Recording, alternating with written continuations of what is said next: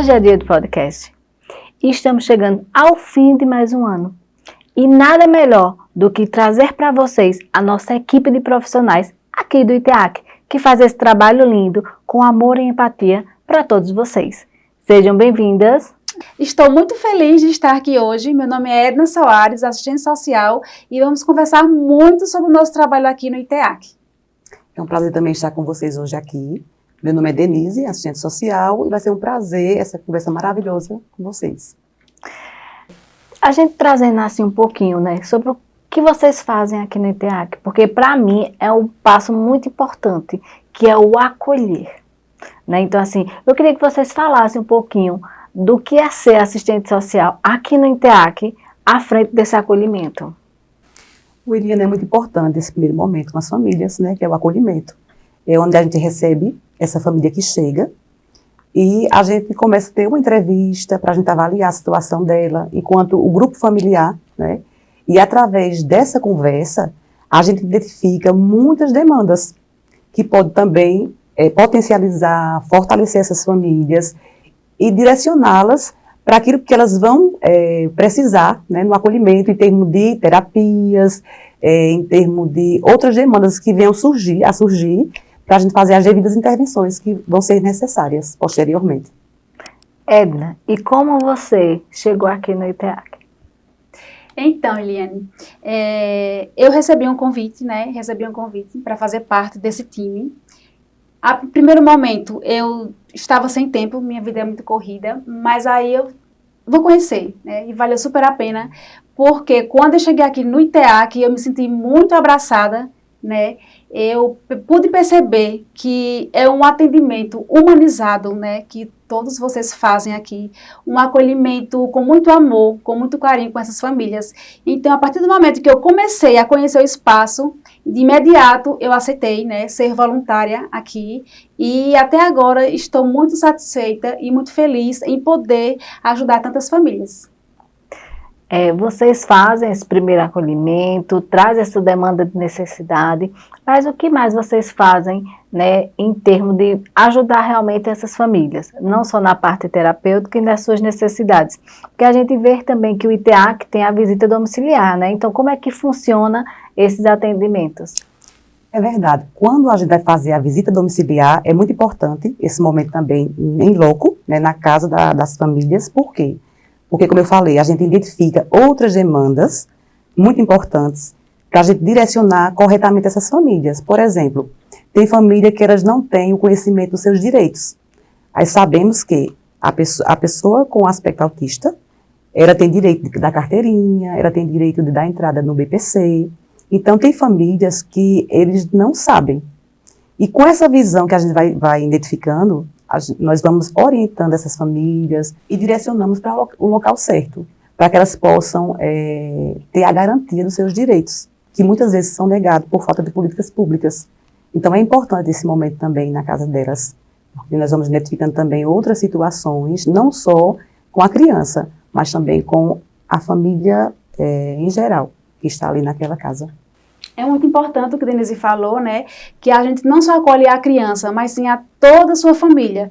Por quê? Não adianta a gente só acolher a criança e a família ficar de lado, porque a família precisa estar bem, né, a mãe, o pai, o tio, para poder dar suporte a essa criança e a essa família dessa criança também. Aí o nosso diferencial é isso, porque a gente acolhe também, não só a criança, mas toda a sua família. Né? E eu acredito que o acolhimento é fundamental, né, para esse acompanhamento, sabe? Uma vez uma pessoa muito especial me disse que o assistente social, ele enxerga com a alma. E é isso que aqui no ITEAC a gente tenta fazer e faz. Quando a gente vê a dor do outro, a gente quer ajudar o outro, a gente tem empatia e aí nós se colocamos no lugar do outro, né? Que, exemplo, quando o usuário vem para a gente se pergunta, se fosse minha mãe, se fosse meu irmão, se fosse meu pai, o que eu faria? Então, a gente faz de acordo com o que a gente queira que se fizesse conosco também, sabe? E o nosso trabalho é diferencial por conta disso. E dentro das nossas limitações, né, Edna? Porque, infelizmente, temos nossas limitações em relação também até de poder ajudar o outro. Mas é como você falou, o ITEAC é isso, é fazer essa empatia realmente funcionar. Eu gosto de dizer que é compaixão, né? Isso, é Porque a compaixão é aquela empatia em ação. E vocês fazem isso muito bem. Sou muito grata por ter essa dupla. Na realidade é um trio aqui, né? De assistente social, mas infelizmente ela não pôde estar aqui no momento, que é a Kelly, que também faz esse trabalho com excelência. Sim, né? E assim, é um prazer realmente, porque a gente sente de vocês não só a parte profissional, mas sim essa parte humanizada. Né? Somos muito grata por ter vocês aqui. E é o que é que dá sentido ao todo o nosso trabalho aqui no ITEAC, né, Denise? Eu queria que vocês falassem assim, um pouquinho mais das experiências que vocês tiveram aqui, tem aqui no ITEAC, né? Nós tivemos uma experiência que nos emocionou muito, né? Tanto a mim como a Edna.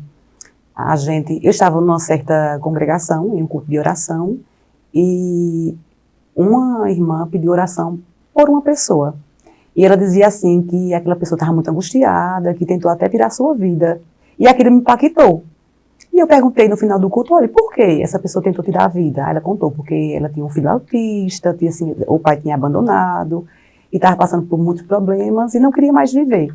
Então isso me inquietou bastante.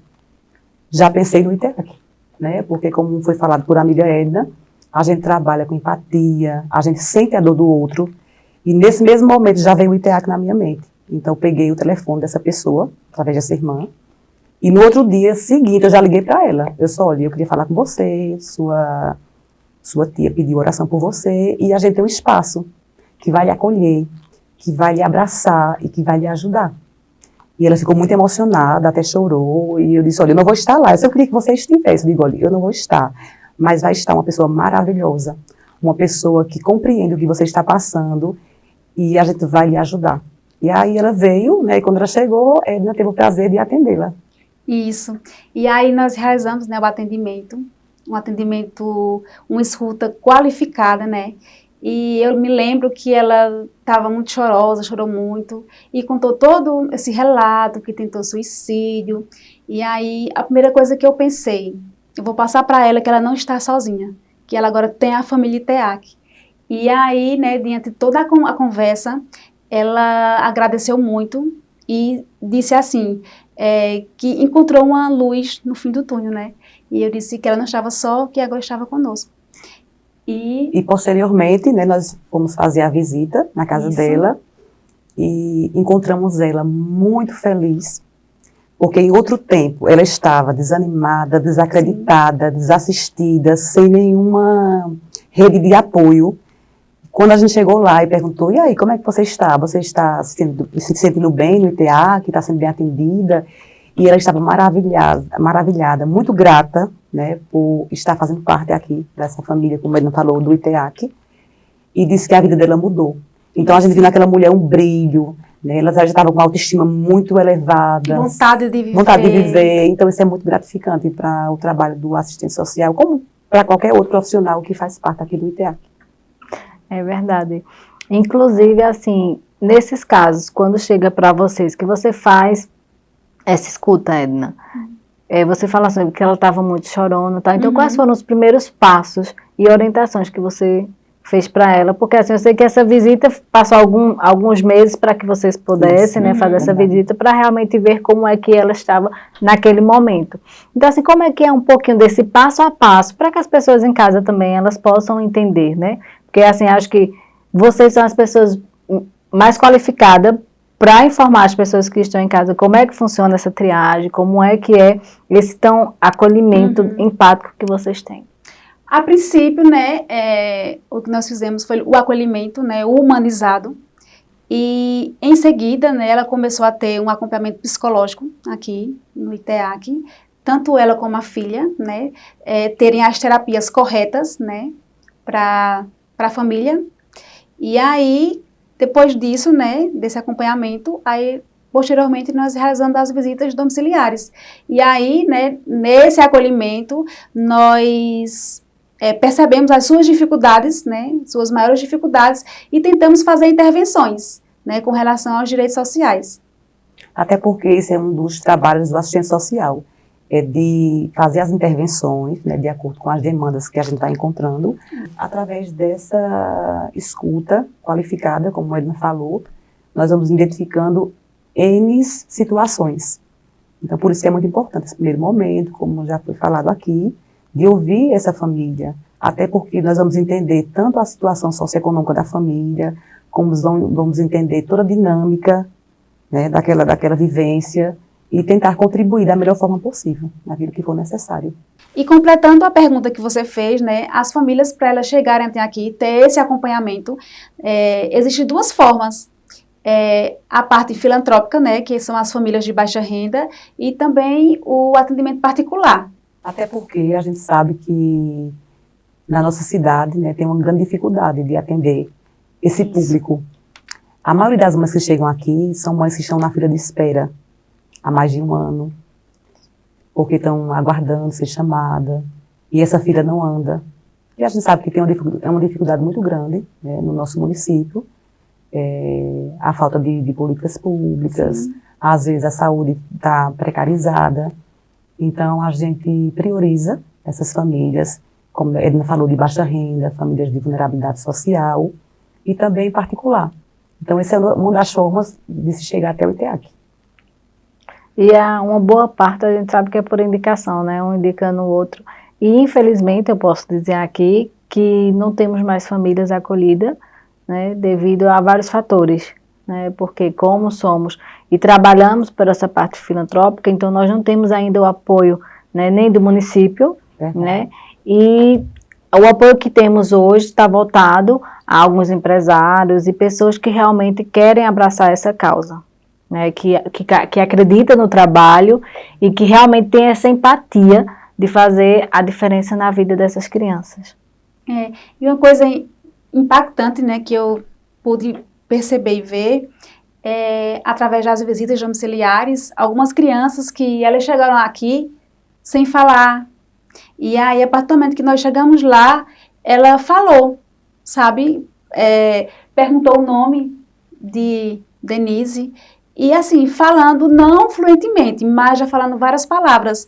E aí eu fiquei... Tendo uma interação social que não eu fiquei existia. muito impactada, para você ver como é importante, né, um atendimento, né, correto, de acordo com aquela patologia. E outra criança também, que eu achei muito importante, também não falava, e aí fui fazer a visita domiciliar, ele me pediu a minha caneta para desenhar, me dê. E aí eu olhei assim para a mãe e ela foi e disse, ele está falando. O pai trouxe uma caixinha de lápis, de pintar, e aí ele fez, obrigado. Coisas que ele não fazia. Para você ver o quanto, né, o nosso trabalho é sério e, assim, é maravilhoso. E temos alguns relatos, né, de que, assim, essas mães também vêm muito dessa espera, então elas vêm, como é que eu posso dizer, com alguns traumas, algumas dores. Então, assim, o nosso maior relato é em relação a isso, também são abandonadas, né? Hoje, o que temos aqui de família, 80% delas foram abandonadas pelos seus parceiros, pelos pais, pelo pai da criança. Então, assim, isso também é importante que a gente possa trazer, né? Que é através desse olhar, desses relatos, dessas histórias, que podemos fazer a diferença na casa dessas pessoas, na família dessas pessoas. Sempre eu costumo dizer e falar da integralização, que não é só a inclusão da criança diante da sociedade, mas é sim trabalhar com a família, com o cidadão, sim, com a sociedade e com a criança, né? Então, assim, não é só incluir, porque a gente pode até deixar essa reflexão, o que é incluir? Né? Então, o que é incluir? Isso é uma reflexão para que todos nós possamos pensar. O que é incluir? O que é que eu estou fazendo para que essa inclusão, ela realmente exista de fato dentro de uma sociedade? Não é só de um município, não é só de um estado, né? Mas sim do país mesmo. Como é que está sendo essa política pública? Né? E é algo que temos que ter empatia, que temos que ter entendimento. Eu costumo dizer, quando eu estou em uma terapia coletiva ou em atendimento, que o preconceito ele existe quando existe a falta de conhecimento. Sim. Quando eu conheço, no mínimo, eu respeito. Então, que o conhecimento dentro dessa área seja maior. e que possamos ter curiosidade, né? De conhecer. Porque é o fundamental, é o que nós, como cidadão, como ser humano, podemos fazer para o outro. É o mínimo, que é o respeitar. Isso mesmo.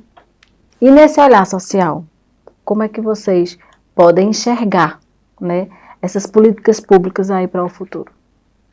Eu acredito que se nós tivermos governantes, né, que tenham um olhar direcionado para essa causa e realmente fazer valer as políticas públicas, os direitos para essas famílias, eu acho que é um grande passo. Intensificar o atendimento, né, divulgar mais sobre o assunto, porque a gente vê que a gente não tem um conhecimento amplo, no caso da sociedade não tem um conhecimento amplo, é aí que vem o preconceito que você falou. Então, eu acho muito importante investir nessa área, nas políticas públicas, fazer multiplicação de informação, formações, capacitar os profissionais que trabalham na área da saúde, na área da educação, na área da assistência social, porque o princípio parte daí. E eu queria enriquecer ainda mais um pouco essa resposta de vocês. Fale aí. Que eles possam não só usar essa política pública para um momento pessoal, mas sim para valer a pena diante de toda a sociedade. Eu acho que isso também dá um enriquecimento, não dá? Que não seja só uma moda, mas que seja visto como uma necessidade. Não só um momento, mas que seja contínuo. E que seja permanente. Duradouro. Duradouro, verdade. Edna e Denise, eu queria que vocês deixassem uma mensagem para essas mães, para essas famílias atípicas, né, que está aqui no ITEAC e que faz parte do ITEAC, que faz parte desse mundo atípico. O que é que vocês podem deixar para essas famílias? Eu quero dizer para elas que elas não estão sozinhas, né? Que elas podem contar conosco, né, nas suas dificuldades. E o que nós pudermos ajudar diante da nossa profissão para garantir o direito da sua filha, do seu filho e de toda a família, nós estamos aqui para fazer isso. E é muito importante que as mães continuem vindo, né, para essas terapias, porque elas têm observado a melhoria dos seus filhos e elas são a chave principal, porque através delas eles vão ter qualidade de vida. E cada vez mais elas vão se empoderando das políticas públicas voltadas para esse público. E eu aqui só tenho só a agradecer a essa dupla, né, que é um pouquinho aqui do ITEAC, que pode ter passado toda essa informação, que é de grande importância e é enriquecedora para as pessoas que estão em casa. E para você que está em casa, eu agradeço a participação de vocês e eu queria dizer a vocês, mães atípicas, famílias atípicas, que não é fácil, é desafiador, mas não é impossível. Saibam que todos vocês são importantes para si, e são importantes para os seus filhos e diante da sociedade. E eu queria deixar aqui no final um versículo que eu gosto muito, que faz parte aqui do ITEAC, e eu queria deixar para a casa de vocês. Conhecereis a verdade, e a verdade vos libertará. Então saiba que vocês são importantes. Se conheçam, conheçam o filho de vocês e conheçam a Deus acima de tudo. E até o próximo episódio.